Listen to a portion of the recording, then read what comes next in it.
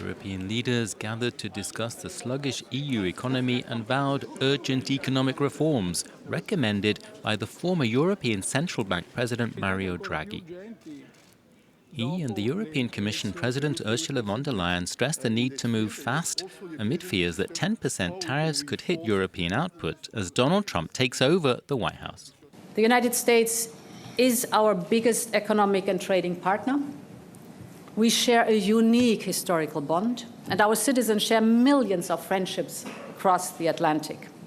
So it is important to build good relations with the new administration from the very beginning on. And this is how we will continue to shape the positive transatlantic agenda.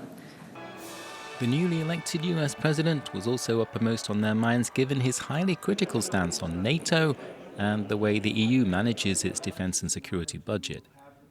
The French President Emmanuel Macron, in response to US isolationism, says Europeans must defend the interests of Europeans. President Macron of France is basically now saying, repeating what he said before, he thinks there should be, in effect, a European defense capability. I think that's the short road to the end of NATO, whatever Trump does. We'll see what the Europeans come up with. If they don't mind Trump withdrawing from NATO, I'm sure it'll facilitate his decision. And he's been through a lot. European concerns also center on Trump's approach to Ukraine. Probably nobody else. His biggest European fan, Hungary's far-right Prime Minister Viktor Orbán, the summit host, predicted at the talks that the new US administration will cease providing financial support. Orbán has long sought to undermine EU support for Ukraine. Europe cannot finance this war alone. There are still some who want to continue sending enormous amounts of money into this lost war, but the number of those who are cautious and think we should adjust is growing.